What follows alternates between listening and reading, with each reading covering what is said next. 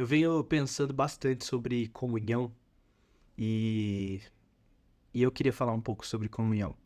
Comunhão nos dois sentidos principais para alguém que é discípulo de Jesus. Comunhão com os discípulos de Jesus e comunhão com o Mestre Jesus. A visão vertical da comunhão, que é aquilo que eu tenho de comunhão com Deus, e a visão horizontal da comunhão, que é a comunhão que eu tenho com os meus irmãos, por mais que sejam duas coisas distintas, diferentes, né, elas são muito ligadas uma com a outra. Em 1 João, por exemplo, João fala assim que a comunhão que nós temos como discípulos de Jesus é a comunhão do Pai com o Filho. O que significa que o tipo de comunhão de Deus, o tipo de comunhão que Deus tem com Ele mesmo é o tipo de comunhão do qual a gente foi inserido. Por isso, entender bem o que é ter comunhão com Deus é um grande passo em direção a entender bem o que é ter comunhão com os irmãos, por mais que sejam coisas diferentes também. Mas o ponto é que ontem eu estava passeando com alguns amigos e foi um tempo muito especial. E no meio a gente estava conversando justamente sobre essa questão de comunhão. E por que que às vezes a gente tem tanta dificuldade de agir em direção à comunhão se a gente sabe que essa é a coisa certa a se fazer, né? E por que que às vezes a gente fica chamando de comunhão coisa que não é comunhão? E eu lembrei de uma história que eu contei pra eles, que é uma história bem conhecida até e bem contada, de um rabino que recebeu a visita de um aluno, e esse aluno gostava tanto do seu rabino, né, que ele chega pra ele e diz assim: Rabino, eu te amo. E no momento ele fala aquilo, né, ele expressa isso pro seu mestre, o rabino olha pra ele e fala: então o que me faz chorar? E de repente o aluno fica quieto e fica esperando o rabino explicar o que ele tá querendo dizer com aquilo, mas a pergunta já é muito profunda, né? E o rabino fala pra ele: como você pode dizer que me ama se você nem sabe o que me faz sofrer, se você nem sabe o que me faz chorar?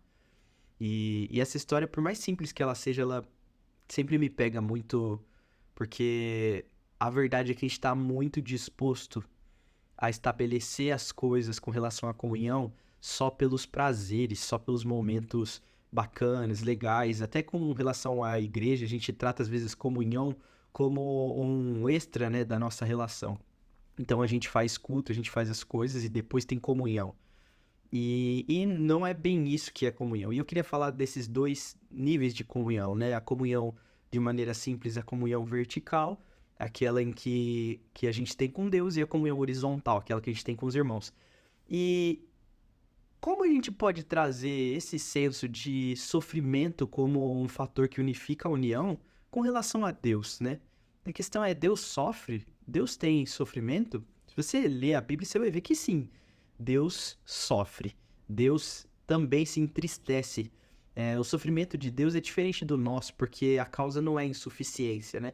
Deus é suficiente nele mesmo, ele é poderoso, ele é único, ele é imutável, ele é eterno, onipotente, onipresente, onisciente, onividente.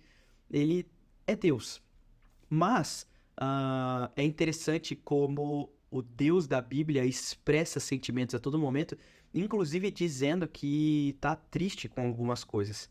E tem um texto que eu gosto bastante, que é em Isaías 29:13. É um texto triste, né? Não é como se eu gostasse, porque eu gosto dele pra mim, mas tô dizendo que é um texto que expressa um pouco de Deus reclamando, né? O que é interessante.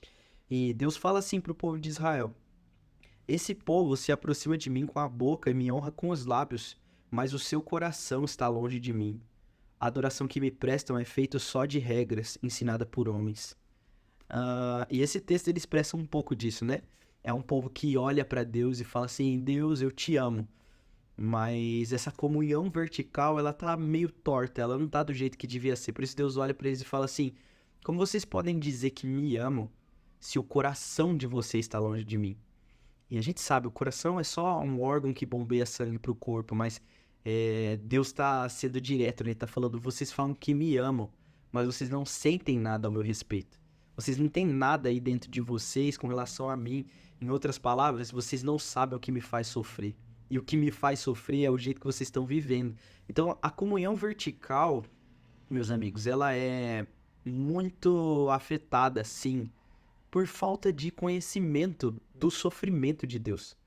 Deus tem um desejo ao longo de todas as escrituras, que é sim por essa comunhão estendida, né? A comunhão que a Trindade vive, ela foi estendida aos homens que agora creem no Filho de Deus, que creem em Jesus. E a comunhão com os homens é o desejo expresso de Deus ao longo de toda a Bíblia, né? Mas não é comunhão com Deus só falar sobre Deus. Não é comunhão com Deus só cantar sobre Deus. Não é comunhão com Deus fazer parte da igreja de Deus. Na verdade, comunhão com Deus é estar unido aos sentimentos de Deus. É por isso que, e no meu último vídeo eu já falei sobre Davi, né? Mas Davi é a melhor expressão disso, né? Um homem segundo o coração de Deus não é o homem perfeito que nunca erra. Mas a comunhão vertical que Davi tinha ali era muito ligada a isso. Um homem que conhecia o sofrimento do coração de Deus, né? O que faz Deus sofrer? O que entristece a Deus? Quando a gente ficar unido a esse sentimento, talvez a nossa comunhão seja mais real, mais verdadeira, mais profunda com o Senhor. Imagina, né, um povo que entende o que há no coração de Deus, que busca conhecer o coração de Deus. Então, você que quer ter mais comunhão com Deus, você precisa buscar conhecer mais o que está no coração dele. O que faz Deus sofrer, o que entristece o coração de Deus. Tá unido a Deus nesse sentimento, tá aberto à comunhão vertical. Agora, o mais interessante, como eu falei, 1 João fala que a comunhão que nós temos uns com os outros é a comunhão do Pai e do Filho. Por isso, a primeira coisa para ter comunhão vertical na igreja para ter comunhão horizontal na igreja, é ter comunhão vertical.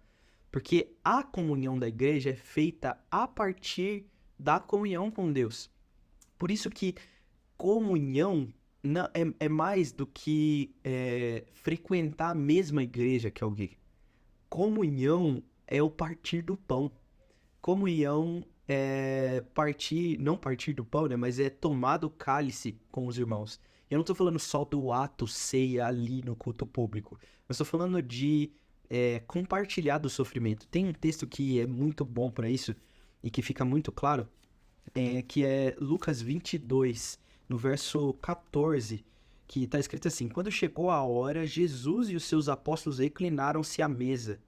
E ele disse: Desejei ansiosamente comer essa Páscoa com vocês antes de sofrer. Cara, aqui, esse texto para mim ele é muito especial porque nós estamos falando mais de Jesus, falando assim, é importante tomar ceia, viu? Façam isso todos os meses. Não, Jesus está falando assim, eu, o Deus encarnado, estive ansiando por um momento em que eu pudesse sentar com os meus amigos e comer antes de sofrer. E mais uma vez, o sofrimento é essa ligação, né? Arthur Katz fala que a vida de igreja, a vida em comunhão, a vida em comunidade é o sofrimento redentor. Mas você percebe que a palavra comunhão vem do que há de comum. E o que é que há de comum entre as pessoas que fazem elas ter tanta unidade assim? Bom, o partir do pão não é uma outra lembrança senão do partir do corpo de Cristo. É por isso que o sofrimento de Cristo é o que une o corpo de Cristo.